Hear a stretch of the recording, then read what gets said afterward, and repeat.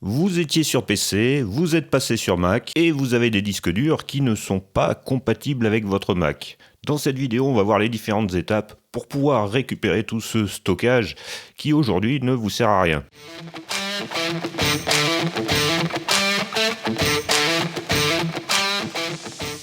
Bonjour et bienvenue sur PixelLite. Et oui, je suis passé sur Mac et j'ai constaté que mes différents disques durs, j'en ai 3, j'ai environ 9 téraoctets de stockage qui ne sont pas compatibles avec le Mac. Et bien pour les rendre compatibles, il suffit de les reformater. Mais si je les reformate, je perds toutes les données qui sont stockées dessus. Heureusement, il y a une solution pour récupérer tout ce stockage. Et la première étape est malheureusement d'acheter un nouveau disque dur. Alors là, j'ai acheté un SSD, mais ça peut marcher aussi avec un disque dur. Vous pouvez aussi vous le faire prêter, bien sûr. Il faudra juste qu'il soit vierge et d'une capacité supérieure aux données que vous avez stockées individuellement sur chacun des disques durs. Donc ici, j'ai pris un SSD de 2 Tera, car je n'ai pas sur chacun de mes 3 disques durs, je n'ai pas plus de 2 Tera stockés. Deuxième étape, on va vérifier que ce disque dur vierge est bien compatible avec le Mac, sinon on va le rendre compatible. Donc je vais brancher mon SSD vierge. Quand je l'ai branché, il est apparu ici sur mon bureau. Donc pour vérifier sa compatibilité, je vais faire un clic droit et je vais lire les informations. Et je vois qu'il fait bien 2 Tera et qu'il est compatible avec le format exFAT. Il est formaté en exFAT qui est à la fois compatible avec les Mac et les PC. Si je double-clique dessus, je vois qu'il est bien vide et que je vais pouvoir y mettre mes 2 Tera de données qui vont venir de mon disque dur non compatible. Alors mon disque dur non compatible que je souhaite récupérer, je vais le brancher tout de suite. Il apparaît ici, je vais faire un clic droit. Je vais lire les informations et je vois qu'il est formaté en NTFS pour Windows, donc il ne va pas être compatible sur mon Mac. Si je double-clique dessus, je vois bien que j'ai l'ensemble de mes répertoires, je peux aller les lire, mais je ne peux pas écrire. Je ne peux pas écrire sur ce disque. Donc la troisième opération, maintenant que j'ai vérifié mes disques durs, va être de copier l'ensemble des données que j'ai sur ce disque dur, non compatible, sur mon disque dur vide. Donc je vais sélectionner ici l'ensemble des répertoires que je souhaite copier. Bien sûr, la quantité totale doit être inférieure à la capacité du disque dur de destination. Ici, j'ai moins de 2 Teraoctets, donc je peux lancer la copie simplement en glissant mes fichiers et la copie a démarré. Ça va durer un petit peu longtemps. On se retrouve juste après. On se retrouve quelques heures plus tard. Je vous avais dit que ça allait être un peu long.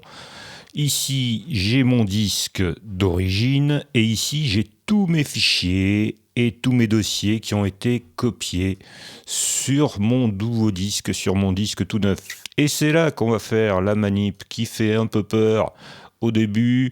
On va aller formater ce disque dans un nouveau format qui va être compatible avec le Mac. Donc pour aller formater ce disque, je vais aller ici dans mon Launchpad et je vais chercher l'application qui permet de formater les disques. Donc je vais taper disque. Et cette application, c'est donc l'utilitaire de disque. J'ouvre mon application utilitaire de disque. Je vais aller sélectionner le disque que je souhaite formater ici. Donc je sélectionne ici le niveau le plus haut du disque. Je ne sélectionne pas ici mon disque ici, je vais le sélectionner ici. Et pour le formatage sur Mac, je vais cliquer sur effacer. Je vais donner un nom à ce disque.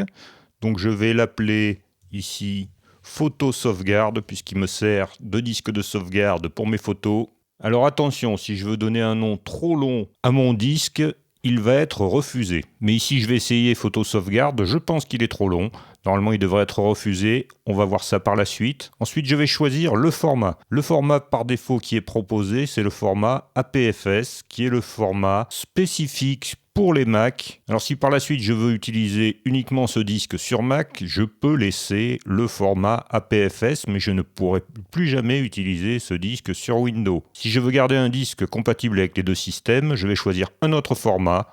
Donc je clique ici et je vais choisir le format qui est à la fois compatible pour Windows et pour macOS. Je vais choisir le format exFAT. Je vois que photo sauvegarde, ça ne rentrait pas. Donc il m'a coupé ça, il m'a mis photo sauve. Je vais mettre photo save. en anglais. Au niveau du schéma, pour une compatibilité Mac et Windows, on peut laisser la table de partition GUID. Et là, je vais cliquer sur le bouton qui fait peur, je vais cliquer sur effacer et c'est parti. L'effacement du disque a été lancé. Et voilà, l'effacement est très rapide, il est maintenant terminé. Je vais cliquer sur OK. J'ai maintenant un disque qui s'appelle PhotoSave. Ici, si je fais un clic droit, que je fais lire les informations, je vois qu'il est bien en exFAT, qu'il a une capacité de 4 Teraoctets et que j'ai 4 Teraoctets qui sont disponibles. Je peux fermer ceci. Je peux fermer mon utilitaire disque. Maintenant, j'ai totalement récupéré ma capacité de stockage de 4 Teraoctets. Eh bien, je peux procéder maintenant à la dernière opération qui va être le transfert inverse. J'ouvre mon disque, ici. Sur le disque sur lequel j'avais transféré mes données, je vais sélectionner l'ensemble de mes fichiers et je vais faire le transfert inverse. Donc voilà, je sélectionne l'ensemble de mes fichiers et je vais les retransférer sur mon disque nouvellement formaté. Alors là aussi, ça va prendre pas mal de temps. Une fois que cette opération va être terminée et le transfert complètement réalisé, je vais pouvoir effacer ici tout ce que j'ai sur mon disque de transfert en faisant un reformatage.